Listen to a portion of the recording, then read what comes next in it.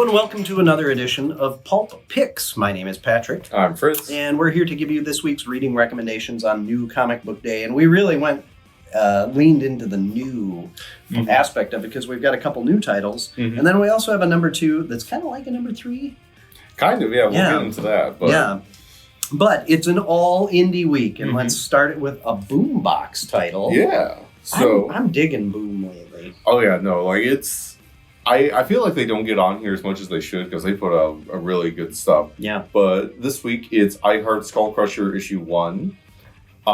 So this comic, I feel like I picked a lot of post-apocalypse stories. It feels like. Yeah. There's probably nothing to look into there. But this one is set against the backdrop of, so yeah, it's post-apocalypse. It's your standard stuff of just like, oh, water's scarce. There's like scavengers and like people running around doing all kinds of bad stuff, but they've got one form of entertainment that makes it totally okay to just kick back and relax. Screaming paintball. Yes. And the star player is this lady called Skull Crusher, and it is the hope of our main character here, Trini Wastelander, to someday become a pro screaming paintball player and join her team. Yes. The only problem is she lives out in the sticks. And oh, no. Yeah, doesn't really have anything of value to her name to even try and get to a city. Doesn't have a team. Doesn't have a coach. Nothing. Spend her whole life training and nothing to really show for it. But so I can relate with that. yeah. Except for the whole life training thing. Yeah. I really wasted my my life. You tell me you didn't spend your whole life playing specifically to own a comic book store? Nope.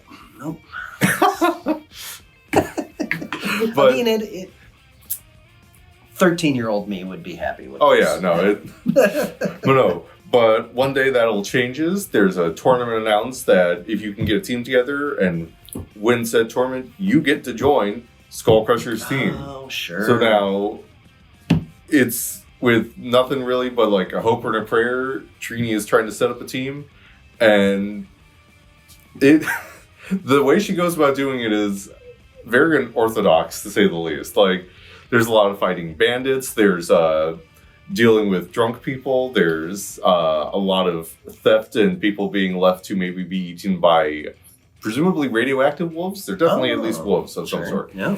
But it's a lot of fun.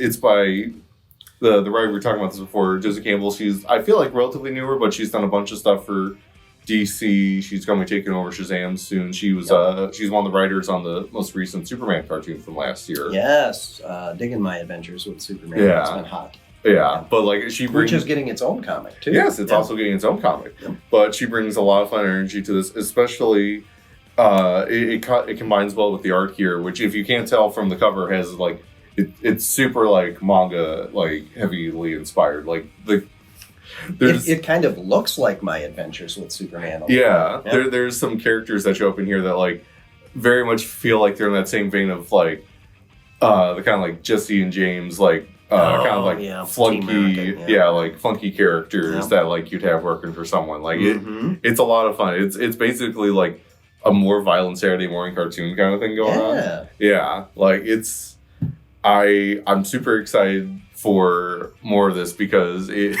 any indication, it's probably going to get like weirder and crazier as it goes. Because when you're playing a game called it's like Scream Paintball or something like that. Screaming paintball, yeah. It's where the goal is get the ball in the goal, kill anyone in your way. Those are all the rules.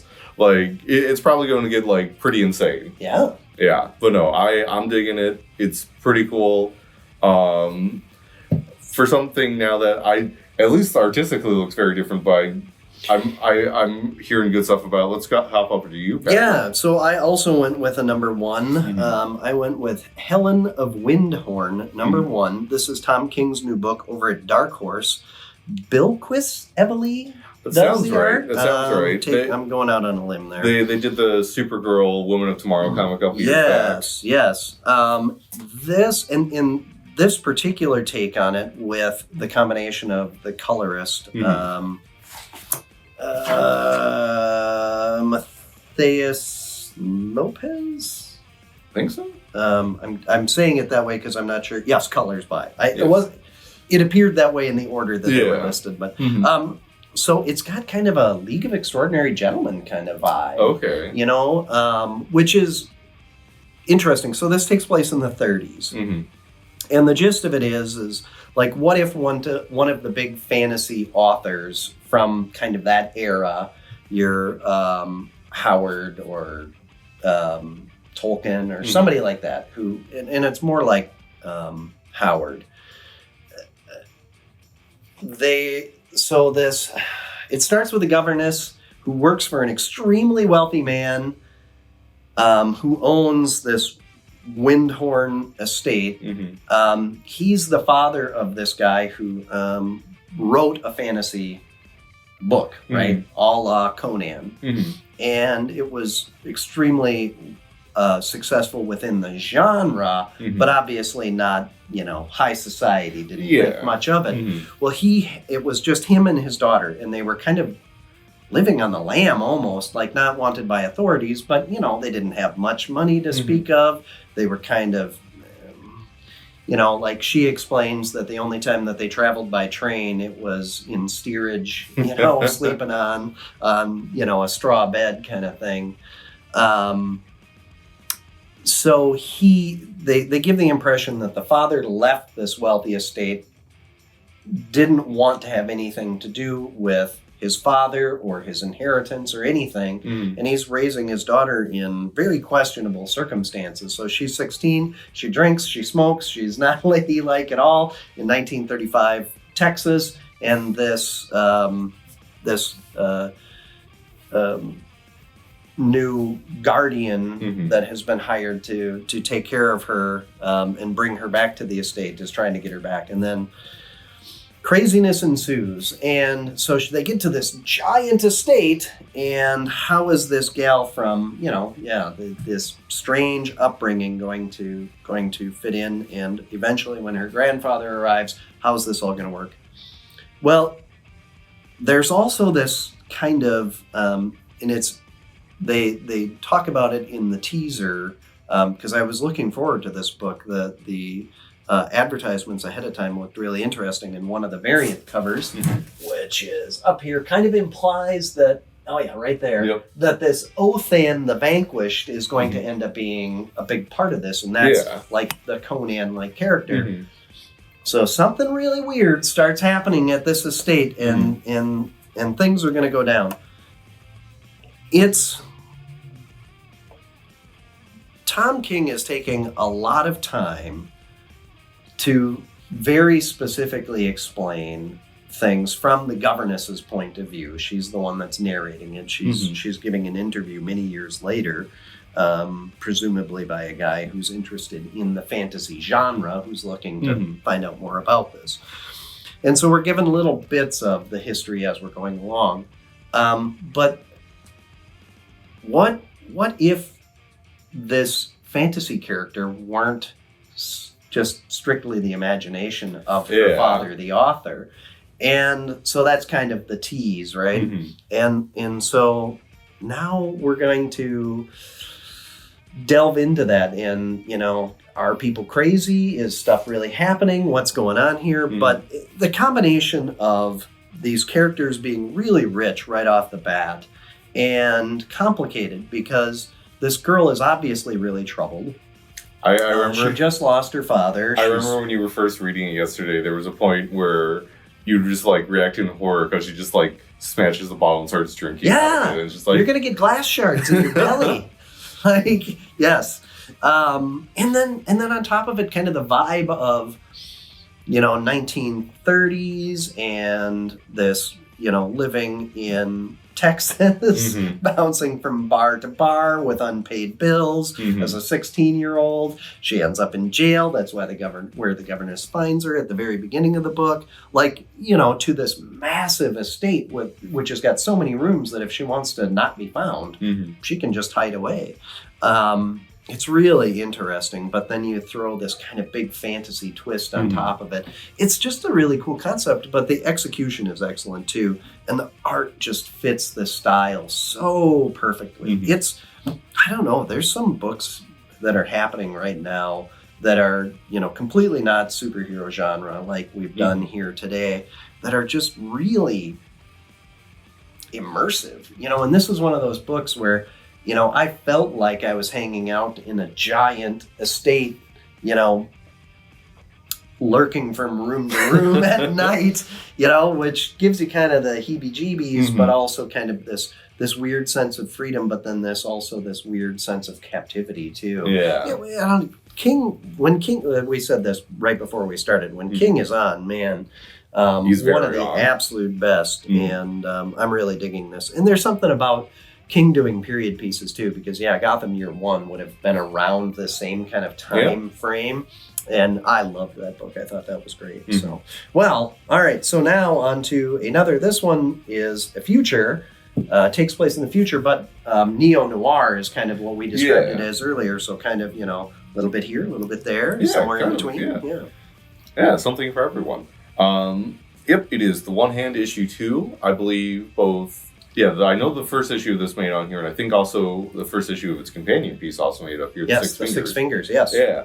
So this issue kind of takes place kind of like concurrently with like maybe that first issue of the One Hand or of the Six Fingers, because it seems to. Yeah. So we've got a detective here. He's trying to figure out like what's going on. How is this serial killer I put away twice now back?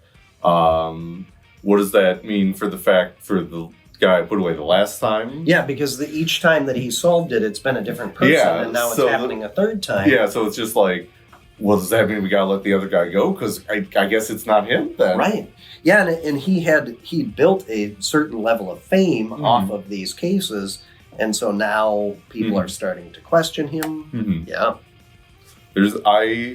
I love. We were talking before about he goes to like investigate the widow of the person who gets murdered in the first issue. Yes. And there's just so much going on during that sequence, like to the point where like I almost feel like I need to go back and reread the other comics to see if like I'm missing like stuff absolutely. from those. Ram V is absolutely sticking little details in here that if you were to go back looking for them after we've read this entire series, I'm sure that we would see things that were hiding in plain sight.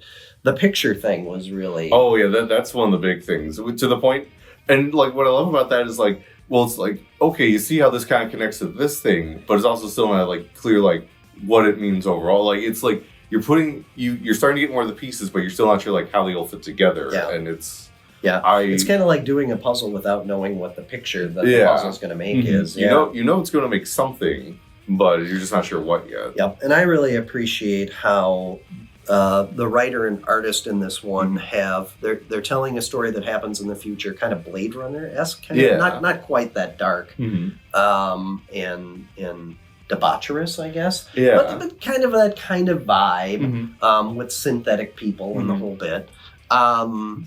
But then there's also this noir callback. There is a character that I said looks just like Lauren Bacall from like a Humphrey Bogart movie.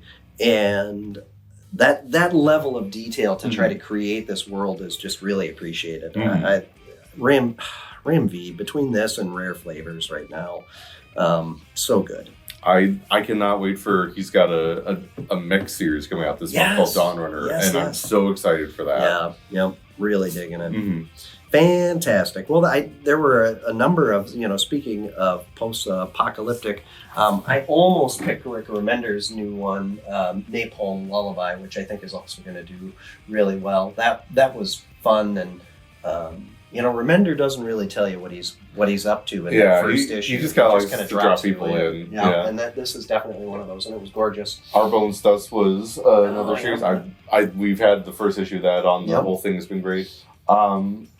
Not sure if this is the last issue, but the new issue of Zal is out. Also kind of like also kind of a post-apocalypse thing going on there. I dig the art in that one. It's so good. Cool. Yeah. Yep, and the Ultimate line keeps being good with Ultimate Black Panther #2. We did get reprints of #1, so if you missed out on that, you can get that. And then, the new Avengers Twilight. Spider-Man's got a new story arc starting. all kinds of good stuff happening right now. New Ghost Rider? Yeah. Oh, yeah, that's right. With literally a new Ghost Rider. Technically, a bunch of new Ghost Riders in it. Oh, interesting. I haven't gotten to that. There was so much to read this week. Thor, and there was Thundercats came out, and all kinds of stuff. So, yeah, get in here, check it out for yourself. I know that we keep saying this, but there are so many good comics being written right now, and you've just really got to come in and flip through them and figure out what it is that is going to be on your pull and hold list going forward. Be sure to like, follow, subscribe, check out our website, leave comments on the video on what you're reading and liking, and stop on into the store because we love being able to chat with you and hear what people are really getting into also. So we will be back next week with another video, and until then, enjoy the reading.